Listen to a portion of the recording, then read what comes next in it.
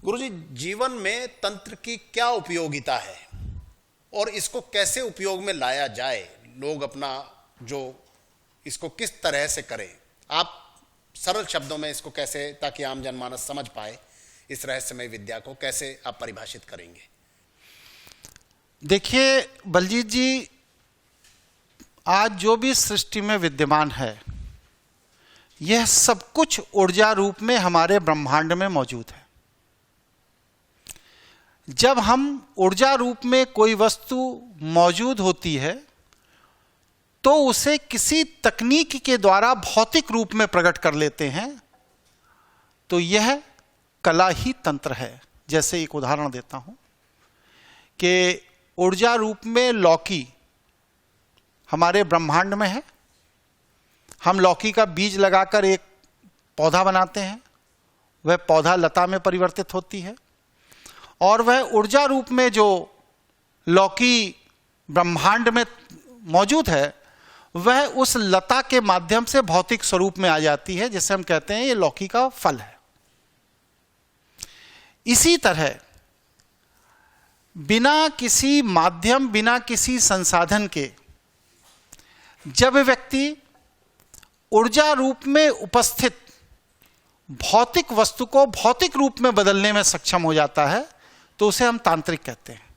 इसका सबसे बड़ा उदाहरण है, आदिगुरु शंकराचार्य जब भिक्षाटन के लिए गए तो एक राजघराने की कन्या से उन्होंने भिक्षा मांगी। उसने एक उनको सूखा आंवला दिया और कहा कि मेरे पास इसके अलावा और कुछ भी नहीं है जो मैं आपको दे सकूं। तो उन्होंने उसके चेहरे को पढ़कर कहा कि तुम तो राजघराने की लगती हो। तो उसने बताया, मैं फला राजा की पुत्री हूं और मेरे पिता युद्ध हार गए हैं, इसलिए मैं छिप करके अज्ञातवास में यहां रह रही हूं। तब आदिगुरु शंकराचार्य ने कहा कि आप अपने पिता को बुलाइए, मैं उनसे कल प्रातः 4 बजे नदी के मध्य में गुप्त स्थान पर मिलूंगा। अगले दिन वो राजा आए। आने पर उन्होंने पूछा कि तुम्हारी पीड़ा क्या है? कह लगे, धन के अभाव में मैंने अपने राज्य को त्याग दिया, क्योंकि मेरे पास युद्ध करने के लिए सेना नहीं थी, मेरा परिवार अज्ञातवास में है। तो उन्होंने कहा, कितना धन की जरूरत है? उन्होंने कहा, बस सेना के निर्माण के लिए बहुत धन लगता है और इतना धन कहाँ से आएगा, मैं इसी को लेकर व्याकुल हूं। उन्होंने कहा, ठीक है, आ जाएगा, परेशान मत होइए और आप आंख बंद करिए और यहीं बैठिए, मैं आपको धन प्रदान करता हूं। और इसके बाद आदि गुरु शंकराचार्य ने कनक धारा स्तोत्र का जो पाठ करना आरंभ किया, उसका परिणाम यह था कि बेल के आकार के सोने के बेल,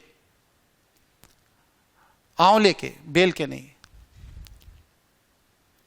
उसका परिणाम यह था कि आंवले के आकार के सोने के आंवले अज्ञात स्थान से उस स्थान पर गिरना शुरू हो गए और वह इतनी अधिक मात्रा में गिरे कि उस राजा ने पूरी सेना बनाई और सेना बनाकर युद्ध किया और युद्ध करके अपने पूरे राज्य को वापस लिया।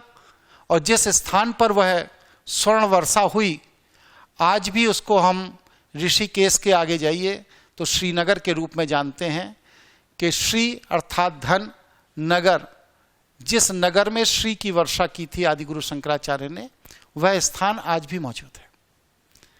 तो कहने का तात्पर्य यह है कि हम जब तंत्र विधा के सही जानकार हो जाते हैं तो हमारे पास जो टेक्नोलॉजी होती है वह टेक्नोलॉजी ब्रह्मांडीय ऊर्जा को भौतिक स्वरूप में बदलने में सक्षम होती है।